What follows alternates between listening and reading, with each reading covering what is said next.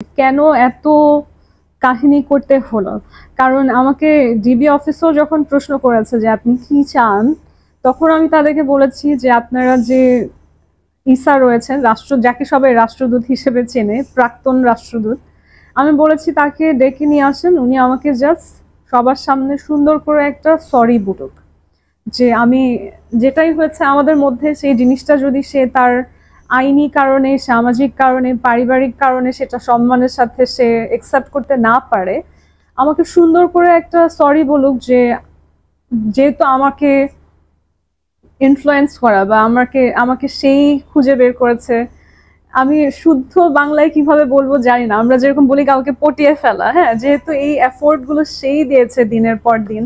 তো যখন ফাইনালি আমি পটে গেলাম, তখন আমার সাথে যে সিচুয়েশনটা হলো যে তখন আমি জানলাম তার কি কি লিমিটেশন, তার সামাজিক আইনি অনেক রকম লিমিটেশন আমি তখন জানলাম। তো এই জিনিসগুলো সে জানার পরেও আমার থেকে তো তার জানা অনেক বেশি তাদের দেশের কালচার এবং রাষ্ট্রীয়ভাবে তার কি কি লিমিটেশন আছে, বা বাংলাদেশি কোনো নারীকে একজন সৌদি ডিপ্লোম্যাট বিয়ে করলে তার শাস্তি হতে পারে, এই জিনিসগুলো কিন্তু আমার জানা ছিল না। তো এই জিনিসগুলো সে জেনেও কেন আমার পিছনে এতদিন ছিল, আমি আমি চেয়েছি সে সুন্দরভাবে একটা ডিগনিফাইড ওয়েতে একটা সরি বলুক, পাবলিকলি স্বীকার করুক যে এই জিনিসগুলো আমার দিক থেকে ছিল এবং আমি সরি। সেটা তো করেনি। সেটা না করে কেন আসলে অ্যারেস্ট, উঠিয়ে নিয়ে যাওয়া, এই যে বিশাল একটা নাটক করলো, এটা আমার নিজেরও প্রশ্ন যে কেন। কারণ হয়তো তারা ভেবেছিল আমার একারই দুর্নাম হবে, কিন্তু মানুষ তো আসলে বোকা না। মানুষ যে সবকিছু নিজেরাই উদ্ঘাটন করে ফেলবে এবং অনেক ডিপলি রিসার্চ করবে, এটা হয়তো তারা বুঝতে পারেনি। এবং আমার কাছে মনে হয় কি, আমি কিছু মানুষের নাম বলেছি যে বাংলাদেশের মোফাতে যে ডিডি ছিলেন একজন, আমি বলেছি যে তাদেরও একটা মিসগাইড করার একটা ব্যাপার ছিল। তো আমার কাছে মনে হয় যে এই তৃতীয় পক্ষদের ইন্টারফারেন্স এবং তাদের দেয়া নানা রকম ভুল উপদেশ সবকিছুই আসলে ম্যাটার করেছে এরকম একটা সিচুয়েশন তৈরি হতে। আমাকে তো অ্যাকচুয়ালি বিএনপি নমিনেশন দিতে চাচ্ছিল জুলাইয়ের পরে।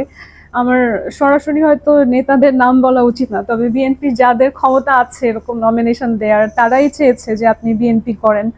এবং তাহলে এজেন্ট বললে তো আসলে বিএনপির এজেন্ট বলতে হয়। এবং অনেক দীর্ঘ একটা সময়, আমার দীর্ঘ সময় বলবো না, আমার ক্যারিয়ারটা শুরুই হয়েছে যখন আমি 18-19 বছরের পার্সন, আজ থেকে বহু বছর আগে শুরুই হয়েছে হচ্ছে মোহাম্মদ ইউনুসের হাত ধরে। যে মোহাম্মদ ইউনুস আমাকে ওয়ান ইয়াং ওয়ার্ল্ড সামিটের জন্য নির্বাচিত করেন এবং সেই সামিটে আমি ওনার সাথে একসাথে যাই এবং ওনার দলের সাথে একসাথে আমরা অংশগ্রহণ করি। আমার flight, food, hotel, everything was sponsored by professor Mohammad Yunus's organisation.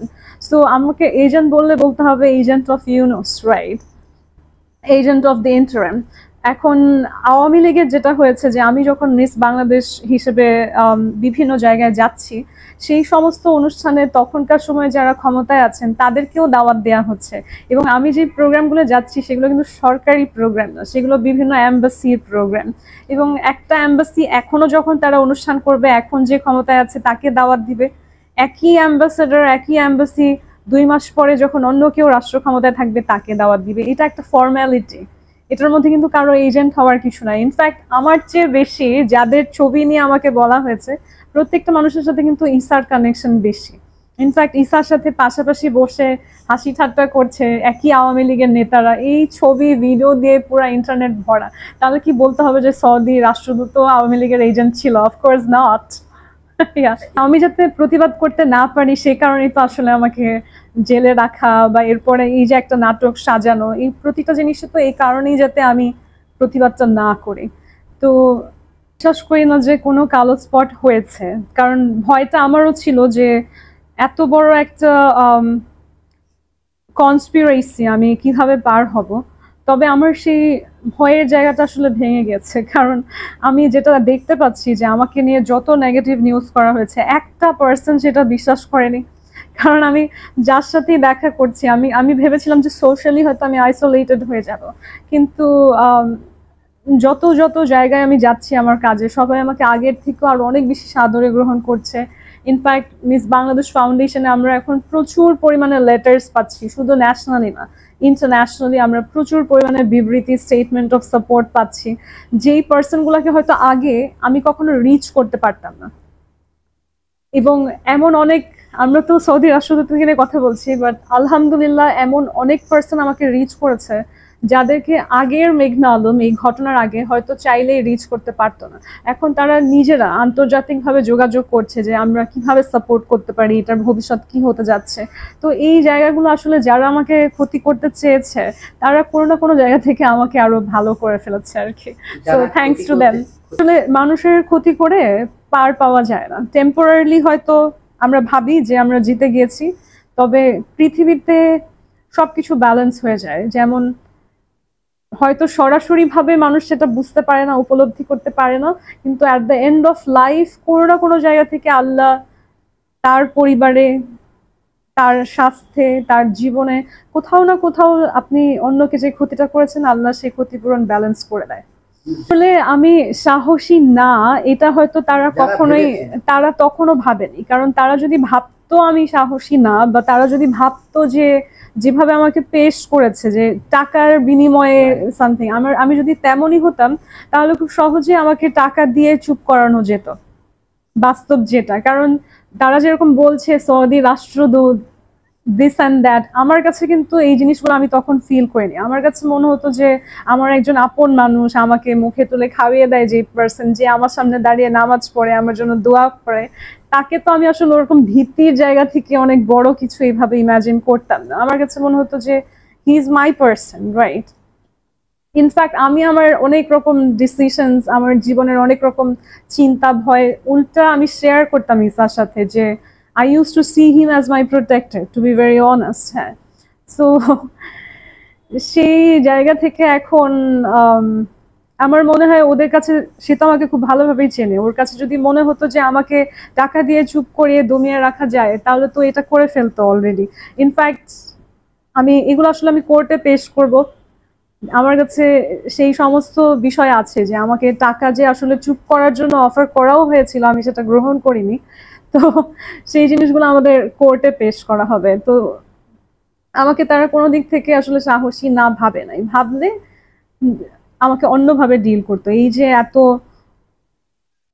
Forces employ করা, যে 25টা গাড়ি আসছে আমাকে নেয়ার জন্য, এবং এই যে কায়দা করে বিভিন্ন রকম খবর রটানো, এই কাজগুলো করতো না যদি তারা ভাবতো আমাকে অনেক সহজেই ঘায়েল করা যায়। তারা যেহেতু বুঝতে পেরেছে যে সহজে ঘায়েল করা যাবে না, এই কারণেই তো এত বড় একটা নাটক সাজানো, তাই না? না না না, আর কি চোখের পানি, সিরিয়াসলি।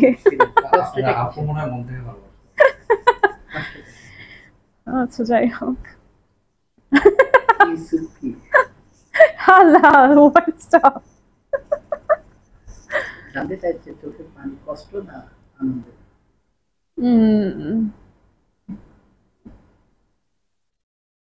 Anyway, আপনার কাছ থেকে শেষ প্রশ্ন,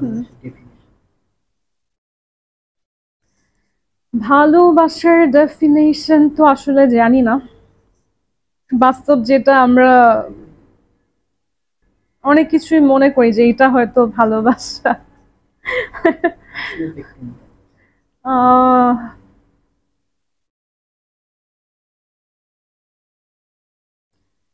আমার দিক থেকে বলবো যে আমি মনে প্রাণে বিশ্বাস করতাম, যে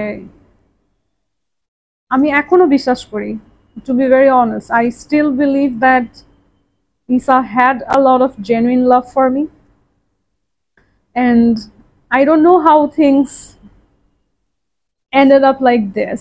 মানে এই যে whole chaos, somewhere maybe both of us are responsible. আমরা হয়তো, if we had a talk before, মানে সুন্দরভাবে আলোচনা করে যদি কোনো কিছু সলভ করার চেষ্টা করতাম একদম প্রথমেই, তাহলে হয়তো এরকম একটা কমপ্লিকেটেড অবস্থান হতো না। তবে সবকিছুর ঊর্ধ্বে আমি বিশ্বাস করি যে কোথাও না কোথাও এখনো Isa has a lot of good feelings for me. আর কি বলবো, do I miss him? I miss the older version of him. মানে আমি তো তার এই যে এরকম রূপ হতে পারে এটা তো আমি সামনাসামনি কখনো দেখিনি।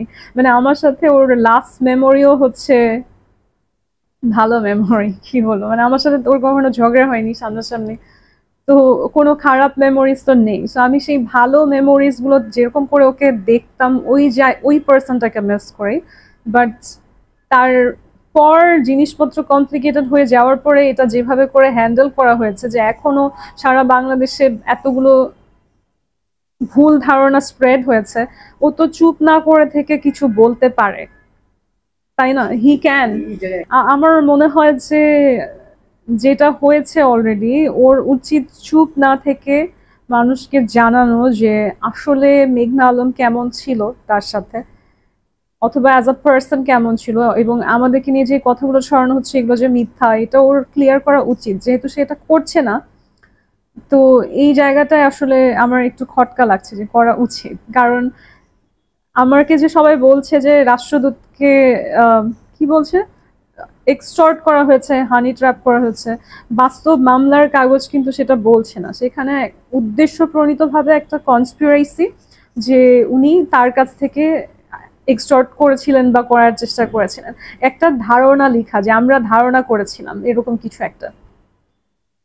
সেই ধারণাটা যে সত্যি না, সেখানে কোনো ভিকটিম কেউ নেই, এটা উচিত যে ইসার নিজের ক্লিয়ার করা যে আমি ভিকটিম না, আমার সাথে এমন কিছু হয় নাই, ওর এটা ক্লিয়ার করা। অথবা যদি সে সেই কনস্পিরেসিতে যোগ দেয় তাহলে তার সরাসরি কোর্টে চলে আসা, কারণ ভিকটিমকে কোর্টে আসতে হবে। কোনো কোনো কেস কখনো ভিকটিম ছাড়া চলে না। সে যদি ভিকটিম হয়ে থাকে তাকে আদালতে আসতে হবে, এবং আগে যে কথাটা ছিল যে তার ইমিউনিটি, সেটাও এখন নেই। আমাদের অলরেডি একজন নতুন সৌদি অ্যাম্বাসেডর চলে এসেছেন বাংলাদেশে, তাকে আমি শুভেচ্ছা জানাই বাংলাদেশে আসার জন্য। এবং বিগত সময়ে যেরকম সৌদি অ্যাম্বাসি আমাদের সাথে কোলাবোরেট করেছে, আমি এক্সপেক্ট করবো যে নতুন অ্যাম্বাসেডরও কাজের ক্ষেত্রে আমাদের সাথে কোলাবোরেট করে যাবে।